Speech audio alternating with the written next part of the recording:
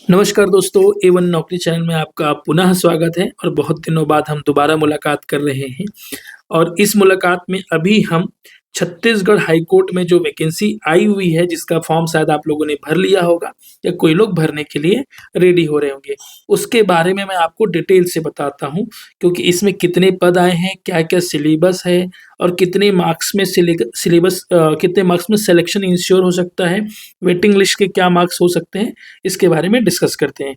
तो देखते हैं, ये इसी अक्टूबर में आया था और अभी नवंबर चल रहा है, तो आपको नवंबर में भी फॉर्म भरने का मौका है, लगभग 25 तारीख तक है। तो पहले वैकेंसी के बारे में डिस्कस कर लेते हैं। ये जो पद है वो व्यापम छत्तीसगढ़ के द्वारा भरा जाएगा। पोस्ट है छत्तीसगढ़ हाई कोर्ट का। तो पहला जो पद है दोस्तों, जूनियर जुडिशियल असिस्टेंट, जिसको आप कह सकते हैं कि कनिष्ठ कानूनी सहायक ऐसा बोल सकते हैं, जो कि लेवल 4 का पोस्ट है। लेवल 4 मतलब आप समझ लीजिए, जो सहायक ग्रेड 3 होता है आपका छत्तीसगढ़ में, जो अलग-अलग विभाग में निकलता है, जिसको आपने संयुक्त भर्ती के तहत भरते हैं, उसी के बराबर आस-पास पद है। बस आपका जो काम करने का जो जगह है, स्थान है, वो हाई कोर्ट केंद्रित हो जाएगा, सिर्फ़ और सिर्फ़ हाई कोर्ट। मतलब आप नौकरी के तौर पे एक जगह स्टेबल रहेंगे पूरे जीवन काल, जीवन पर्यंत, ऐसा समझ लीजिए आप। तो उसके अलावा जो है, फिर इसमें टोटल 124 पद आए हुए हैं इस पोस्ट के लिए। जूनियर जुडिशियल असिस्टेंट के लिए टोटल दोस्तों 124 पद आए हुए हैं। बात मानिए, 124 पद अकेले हाई कोर्ट के लिए बहुत ज़्यादा पद है। इससे पहले संयुक्त भर्ती 3-4 साल पहले आप लोगों ने देखा होगा, जिसमें 200 से 300 पद आते थे। अभी 2-3 सालों से आए नहीं हैं। इस वाले व्यापम के कैलेंडर में ये दिया गया है कि आने वाला है। तो 124 पद के लिए आपको तैयारी करनी चाहिए। अब देख लेते हैं अलग-अलग कैटेगरी के हिसाब से। देखिए, अनरिज़र्व्ड के लिए 46 पद है, ठीक है? जिसमें महिलाओं के लिए 21 है। आप सोच लीजिए, महिलाओं के लिए 21 एकदम स्पेसिफाइड है। 25 पोस्ट एससी कैटेगरी के लिए है, 7 वुमेन के लिए रिजर्व्ड है। एसटी कैटेगरी का 31 पोस्ट है, जिसमें 9 महिलाओं के लिए रिजर्व्ड है। और ओबीसी कैटेगरी का दोस्तों 22 पोस्ट है और इसमें जो है 6 महिलाओं के लिए रिजर्व्ड है। तो इस प्रकार से महिलाओं के लिए भी अच्छा खासा अवसर है। अगर इन सबको सम टोटल कर लें तो 21 और 9 हो गया 30 और 7 और 6 हो गया 13। टोटल 124 में से 43 पोस्ट अकेले महिलाओं के लिए, महिलाओं के अलावा किसी दूसरे लिंग से नहीं भरा जा सकता। आप ये समझ सकते हैं कि आपके लिए एक अच्छा अवसर है, जितनी भी महिलाएं मित्र सुन रही हैं। उसके अलावा और आपको क्या ध्यान रखना है, इसमें फिजिकल डिसेबल्ड कैंडिडेट के लिए 11 पोस्ट को अलग से रिजर्व रखा गया है ना? अब टोटल हमने देखा इस पोस्ट के लिए 124 पद। उसके अलावा जूनियर जुडिशियल असिस्टेंट फील्ड इन कंप्यूटर, मतलब कंप्यूटर के लिए, तो इसमें दोस्तों 9 पोस्ट दिया गया है। इसमें क्या 9 पोस्ट दिया गया है, जिसमें अनरिजर्व्ड के लिए 5, एससी कैटेगरी के लिए 1 और एसटी के लिए 2 और ओबीसी के लिए 1, कुल मिलाकर के 9 पोस्ट। और इसमें महिलाओं का आरक्षण सिर्फ 1 पोस्ट के लिए स्पेसिफाइड है, अनरिजर्व्ड के लिए, क्योंकि बाकी में पदों की संख्या काफ़ी कम है। तो 30% आरक्षण जो है इसमें वो नहीं हो रहा है। तो हम 2 अलग-अलग पदों के बारे में जानकारी लिए। पद एक का नाम एक ही है, कंप्यूटर के लिए कंप्यूटर स्पेसिफाइड है। अब देख लेते हैं इसमें क्वालिफिकेशन क्या माँगा है, ऐज क्या माँगा है। तो देखिए, पहला जो पद है जूनियर जुडिशियल असिस्टेंट के लिए आपका जो क्वालिफिकेशन होना है दोस्तों, आपको ग्रेजुएट होना है, आपको स्नातक होना है किसी भी विषय में, चाहे आप बीए किए हों, बीएससी किए हों, बीई किए हो या फिर एमबीबीएस किए हों, कोई भी आपको सिर्फ एक डिग्री चाहिए। तो ये हो गया आपको ग्रेजुएशन। उसके अलावा जो कंपल्सरी है, ध्यान रखिएगा, 1 year diploma course in computer. आप ध्यान रखिए, 1 ईयर बोला है, तो जो 1 साल का जो डिप्लोमा कोर्स होता है, 1 साल का, उसमें आप जो है पारंगत होने चाहिए और आपके पास सर्टिफिकेट होना चाहिए।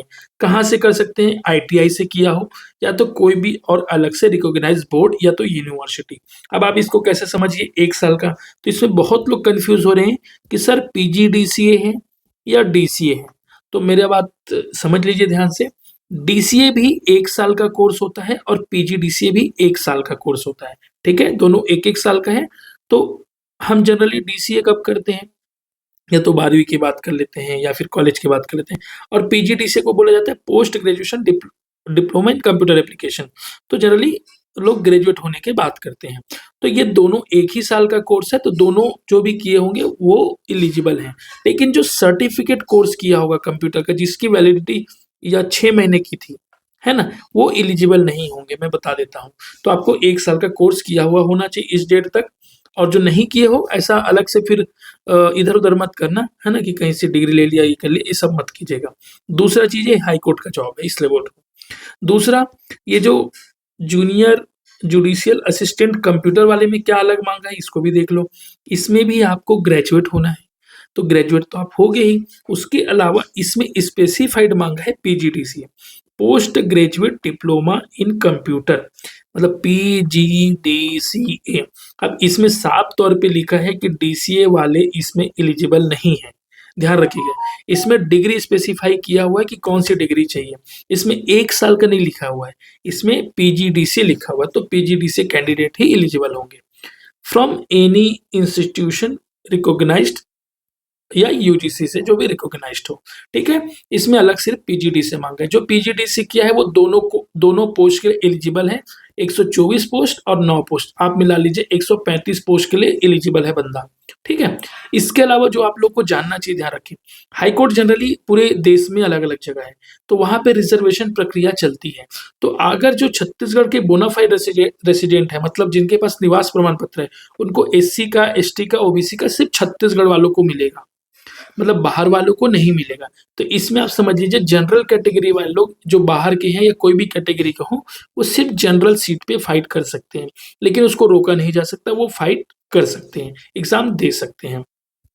उसके अलावा जो जानना चाहिए दोस्तों, है ना, जो ओबीसी कैंडिडेट है वो नॉन क्रीमी लेयर होना चाहिए। नॉन क्रीमी लेयर होगा तभी ओबीसी माना जाएगा।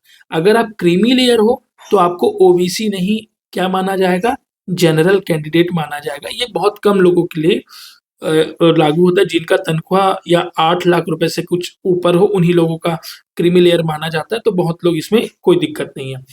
आप भारतीय नागरिक हो, आपकी उम्र की बात है, तो उम्र मैं आपको बता देता हूँ, आपको 21 साल से कम का नहीं होना है। और उसके अलावा आप अगर छत्तीसगढ़ के निवासी हो तो आपको अधिकतम छूट 40 साल का मिलेगा, और अगर आप जनरल कैंडिडेट हैं तो आपका अधिकतम एज 30 साल है। तो यहाँ पे 32 साल या 35 साल जो हो गए होंगे वो शायद नहीं भर पाएंगे दोस्तों, इसमें साफ तौर पे लिखा हुआ है। आप एप्लीकेशन करेंगे उस समय भी आपको डेट के बारे में बताया जाएगा, या देख सकते हैं आप वहाँ पे, ठीक है। अगर कोई के कारणों से, जैसे कैटेगरी वाले है ना, तो 5 साल एससी को मिलता है, ओबीसी को 3 साल मिलता है।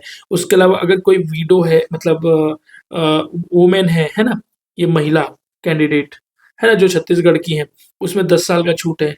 फिर इसमें एक विडो वाला भी है, जो तलाकशुदा होता है या फिर वो होता है, उनको अलग से छूट मिलता है। कौन सी कॉलम में मैं देख नहीं पा रहा हूँ, आप इसको पढ़ेंगे तो बड़ा अच्छे से पढ़ सकते हैं, ठीक है। उसके अलावा दिव्यांगजन को अलग छूट दी गई है। तो ऐसे-ऐसे इसको आप पढ़ सकते हैं, अगर आपको उम्र से लेकर के कोई डाउट है तो। फिर देख लेते हैं उसके अलावा एक जो सिलेक्शन प्रक्रिया, सबसे इम्पोर्टेंट है सिलेक्शन प्रक्रिया। मैं इसके बाद बाकी प्रक्रिया बताऊँगा। सिलेक्शन कैसे होना है, क्या चीज़ का ध्यान रखना है, आप देख लीजिए। देखिए 2 फेज़ होगा, 2 चरण में एग्ज़ाम होगा। एक होगा फेज़ 1, एक होगा फेज़ 2। दोनों के लिए एग्ज़ाम सेम है। फिर से सुनो, दोनों पेपर के लिए एग्ज़ाम के पैटर्न सेम है। तो मैं सबसे पहले फेज़ 1 बता रहा हूँ, ठीक है? सबसे पहले फेज़ 1 बता रहा हूँ।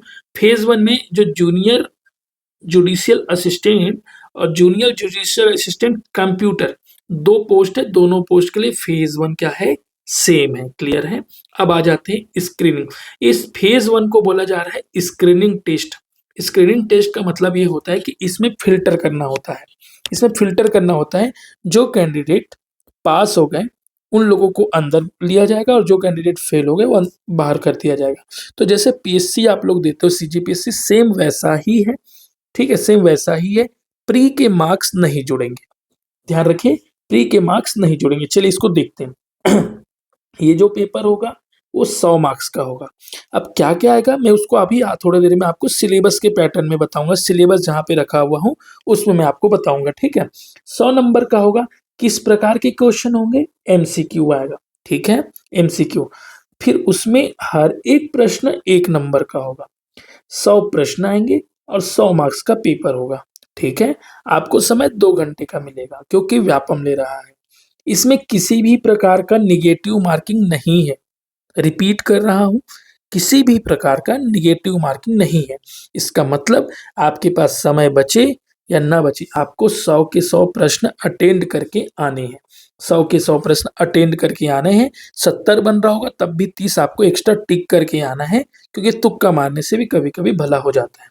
फिर देख लेते हैं, इसमें जो है आपको पेपर 1 से जो भी मार्क्स लाओगे, है ना, उसके 15 गुना लोगों को मेंस में बुलाया जाएगा भाई। देख लो, 130 पोस्ट है मान लेते हैं, ठीक है। 130 पोस्ट का 15 गुना, आप समझो कितना हो गया। 15 15 जीरो जीरो 15 दिए 45 का 5 4 आया, 15 एकम 15, 15 और 4 19, 1950 लोगों को, समझो 1950 लोगों को मेंस के लिए, मेंस बोलने से स्किल टेस्ट, ठीक है, यहाँ पे स्किल टेस्ट है, उसके लिए बुलाया जाएगा। तो मुझे बताओ, प्री के मार्क्स जुड़ेंगे क्या सर, कितना लाना है? नहीं, प्री के मार्क्स नहीं जुड़ेंगे। फिर बोल रहा हूँ, प्री के मार्क्स नहीं जुड़ेंगे। साफ लिखा है, जो phase 2 skill test in the ratio इतना होगा, और phase 1 shall not be considered while preparing the merit list. Clear है, लिखा हुआ है, उसी को बता रहा हूँ, आसान शब्दों में बताने की कोशिश कर रहा हूँ। तो आपको जो फेज 1 में जितने भी मार्क्स ले आओ, आपका मार्क्स मेरिट लिस्ट में नहीं जुड़ेगा। तो क्या चीज जुड़ेगा भाई, कहाँ से जुड़ेगा, चलो देख लेते हैं। इसके बाद होगा, जो भैया 15 गुना लोगों में आ गया, 1950 लोगों के लिस्ट में जो बंदा आ गया, उसका होगा फेज 2 स्किल टेस्ट। ठीक है, अब स्किल टेस्ट को ध्यान से समझो, ध्यान से समझो, दोनों में अंतर क्या है। दोनों का स्किल टेस्ट होगा, एक होगा कंप्यूटर वाले के लिए भी स्किल टेस्ट होगा, और एक बिना कंप्यूटर वाले के लिए भी। तो कंप्यूटर वाले का पहले देख लेते हैं, थोड़ा इजी है। इंग्लिश टाइपिंग करना है भाइयों, क्या करना है, इंग्लिश टाइपिंग करना है, और करना नहीं, ये पद पाना है तो चालू कर दो, शानदार। और 500 वर्ड लिखना है 20 मिनट में, 500 वर्ड लिखना है 20 मिनट में। टोटल कितने मार्क्स का है, 50 मार्क्स का। रिपीट कर रहा हूँ, 50 मार्क्स में ही मेरिट होगा। 50 में चाहे 20 लाओ चाहे 30 लाओ, इसी में ही मेरिट होगा। पेपर 1 तो स्क्रीनिंग हो गया, ठीक है। तो 500 वर्ड आपको 20 मिनट में लिखना है, इसी में आपका नौकरी है या नहीं है, ये तय होने वाला है। ठीक है, समझ गए। ठीक है, अगर कोई गलती की है टाइपिंग में, तो आधा मार्क्स, मतलब 0.25 मार्क्स, आधा बोल रहा हूँ यार, 1/4 मार्क्स, 0.25 मार्क्स काटा जाएगा। ठीक है, हर एक मिस्टेक के लिए, हर एक वर्ड के हिसाब से। अगर एक वर्ड, जैसे आपको लिखना माई और आप लिख दिए मी, तो इसके लिए आपको 0.25 मार्क्स काटा जाएगा। क्लियर है, और 500 मार्क्स में ये वाला 50 मार्क्स डिवाइड हो गया। क्लियर है ना, ठीक है। अब देख लीजिए असिस्टेंट वाले के लिए, जिसमें कंप्यूटर वर्ड नहीं जुड़ा है, ठीक है। तो इसमें आपको 2 लैंग्वेज में टाइपिंग करना है, एक तो इंग्लिश में भी करना है और दूसरा हिंदी में भी करना है। और इंग्लिश वाले के लिए आपको 300 वर्ड करना है, जिसका नंबर है भैया 25। दोनों का नंबर बराबर है, टाइम भी बराबर है, 10-10 मिनट, वर्ड की स्पीड अलग अलग है। इसमें आपको 300 करना है इंग्लिश वाले में, और हिंदी वाले में आपको 250 करना है। इंग्लिश वाले में कितने करना है, 300, और हिंदी वाले में आपको करना है 250। अगेन ये कितने मार्क्स का हुआ, 25 + 25 50। इसी में मेरिट तैयार होगा, इसी में मेरिट तैयार होगा। 50 में आप जितने भी नंबर लाते हैं, फिर मेरिट तैयार होगा। फिर से मैं बता रहा हूँ, अगर गलत किए तो माइनस मार्किंग कितना होगा भैया, 1/4। 1/4 का मतलब हो जाता है 0.25। ठीक है, बहुत दिनों बाद वीडियो ला रहा हूँ, बहुत अच्छे से बताने की कोशिश कर रहा हूँ। एक बार वीडियो देखो, हमेशा के लिए डाउट क्लियर कर लो। तो ये हो गया पूरी तरीके से सिलेक्शन प्रक्रिया। अब मैं आपको बताने वाला हूँ सिलेबस क्या है, कि आपको पढ़ना क्या है। ठीक है, तो यहाँ पे साफ तौर पे लिखा है, सिलेक्शन जो होगा, सिलेक्शन लिस्ट होगा, अकेला स्किल टेस्ट के बदौलत होगा। जो फेज 1 में जो एग्जाम होगा रिटर्न, जिसका मैं सिलेबस बताने वाला, वो सिर्फ आप लोगों को क्वालिफाई करना है, मतलब अंदर आने के लिए। ठीक है, फिर उसमें मार्क्स जितनों भी ले आओ, 100 में 100 ले आओ, जोड़ना नहीं है भाई। कुछ कुछ चीजें और देख लो, वेरिफिकेशन जो होगा वो हाई कोर्ट करेगा। ठीक है, व्यापम सिर्फ एग्जाम कराएगा और रिजल्ट पब्लिश कर देगा कि भाई ये बंदों का इतना इतना नंबर है। एक चीज, नई चीज बता रही, इसमें सिलेक्शन लिस्ट तो आएगा, लेकिन वेटिंग लिस्ट भी आएगा। तो देख लो, 1950 के बाद भी अगर नंबर रहेगा, मतलब थोड़ा बहुत, मेरे मेंस में तो 130 लोगों को लेगा, तब भी कभी कभी चांस है, क्योंकि कई बंदों का नौकरी लग जाता है इसकी प्रक्रिया के रहते रहते, तो पेपर दे सकते हो। और हाँ, कोई भी बंदा आरटीआई लगा के आपके बारे में जानकारी चाहता है, डिग्री सिग्री के बारे में, तो हाईकोर्ट सिर्फ 6 महीने तक ये रिकॉर्ड रखता है। 6 महीने के बाद अगर आओगे तो आपको ठेंगा दिखाया जाएगा। ठीक है, मतलब जो आरटीआई लगाने वाले हैं, तो 6 महीने तक ही रिकॉर्ड को रखा जाएगा भाई। ये सारी प्रक्रिया कहाँ होने वाली है, अपने व्यापम के वेबसाइट में। तो व्यापम के वेबसाइट में हो रही है तो व्यापम चले जाते हैं थोड़े समय के लिए, तो व्यापम का दिशा निर्देश देख लेते हैं एक बार। उसके बाद पेपर 2 ही जगह होने वाला है। कहाँ-कहाँ दोस्तों? एक तो बिलासपुर में होगा और दूसरा रायपुर में होगा। आपका दुर्ग, जगदलपुर, सरगुजा ये सब जगह पेपर नहीं होना है। कहाँ-कहाँ होना है? ये 2 जगह होना है, ठीक है? उसके अलावा इसका जो सारणी आया है उसको भी तो आप लोग देख ही लिए होंगे, फिर भी मैं आपको बताता हूँ। देखो, आवेदन आपका 31 अक्टूबर से चालू हो चुका है और अंतिम तिथि है अभी 25/11। अभी आज के डेट में चल रहा है क्या तारीख? 11 तारीख चल रहा है, ठीक है? 11 नवंबर। तो 11 नवंबर चल रहा है, 25 नवंबर तक आप फॉर्म भर सकते हैं। 1-2 दिन और समय ले लीजिए। अगर पीएससी तैयारी कर रहे हो तो भरना है कि नहीं भरना है सोच समझ लेना, ठीक है? वैसे सिलेबस लगभग वैसा ही है। दूसरा, 2 दिन आपको समय भी मिलेगा त्रुटि सुधार करने के लिए। तीसरा, आपका जो एग्जाम का डेट है वो भी बता दिया गया है। कितने तारीख को होने वाला है बताओ बताओ? 4 जनवरी 2026। नए साल में आपका एग्जाम किया जाएगा। मस्त आप 1 जनवरी को मस्त आप जो भी करना है कर लेना, छुट्टी-वुट्टी मना लेना, हॉलिडे मना लेना, फंक्शन में नाच गा लेना और 4 तारीख को आपका पेपर है भाइयों। 4 तारीख को आपका पेपर है। तो हॉलिडे या क्या बोलते हैं, न्यू ईयर किस तरीके से मनाना है वो आपके ऊपर है। या तो नौकरी के बाद या नौकरी के पहले जैसे मनाना है। दूसरा, आप लोग को कुछ दिन पहले प्रवेश पत्र दे दिया जाएगा। एग्जाम सेंटर बिलासपुर और रायपुर रहेगा, मैं बता ही दिया हूँ।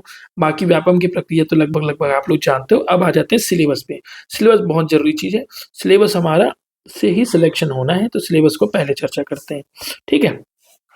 दोनों एग्जाम के लिए सिलेबस सेम है। एम आई क्लियर दोस्तों? दूसरा, कुल 100 अंक का होने वाला है। 100 क्वेश्चन आने वाला है।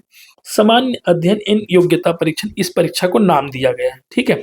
अब भाग 1 देख लेते हैं। भाग 1 हमारा होगा 25 अंकों का 25 प्रश्न, जिसमें हमको भारत का अध्ययन, सामान्य अध्ययन करना है, जिसमें इतिहास, भौतिक, सामाजिक, आर्थिक, भूगोल, संविधान, अर्थव्यवस्था, विज्ञान, दर्शन, कला, संस्कृति, घटनाएं और पर्यावरण जो कॉमन होता है, जो हर बार पढ़ना रहता है, ठीक है? आप समझ लीजिए इसमें 10 से 12 क्वेश्चन इसमें से आ जाएगा। फिर भाई आ गया छत्तीसगढ़ का सामान्य ज्ञान। पीएससी के लिए तो पढ़ ही रहे हो यार, दोनों सिलेबस 25 में 25 यहाँ से कवर कर लोगे, अलग से कुछ पढ़ना नहीं पड़ेगा। सेम छत्तीसगढ़ के इतिहास, भूगोल, साहित्य, जनजातीय, अर्थव्यवस्था, प्रशासनिक, उद्योग, समसामयिक घटनाएं, ठीक है? खेल जगत से भी और कुछ-कुछ जो भी सरकार निर्णय लेती रहती है उससे संबंधित, तो इसमें भी 10-12 आ जाएगा। कुल मिला के 25 हो गया जीएस से, ठीक है? पढ़ रहे हो हमेशा आराम से, कोई भी बंदा 15-17 तो लगा लेता है और अच्छे से जोर लगाए तो 20 से ऊपर ही जाता है। फिर भाग 2 है। भाग 2 में भैया कंप्यूटर की परीक्षा होगी। दोनों पे पदों के लिए होगी, है ना? ऐसा नहीं कि सिर्फ वो जो कंप्यूटर है ना उस पदों के लिए, दोनों पदों के लिए सामान्य अध्ययन समझ लीजिए कंप्यूटर का।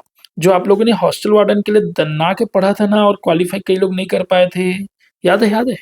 आप भी तो नहीं थे कि जो क्वालीफाई नहीं कर पाए थे? देख लो भाई, क्वालीफाई करो तो ना करो, इस बार तो ये देख लो नौकरी चाहिए तो ये अलग करना पड़ेगा। तो इसे पूरा कंप्यूटर का दिया हुआ है, सब लोग जानते हो वायरस, ये सिस्टम, एमएस ऑफिस, प्रिंटर, ये सबसे संबंधित आते हैं। तो ये लेकिन इसका वेटेज इस बार कम है, सिर्फ और सिर्फ 15 नंबर का, ठीक है?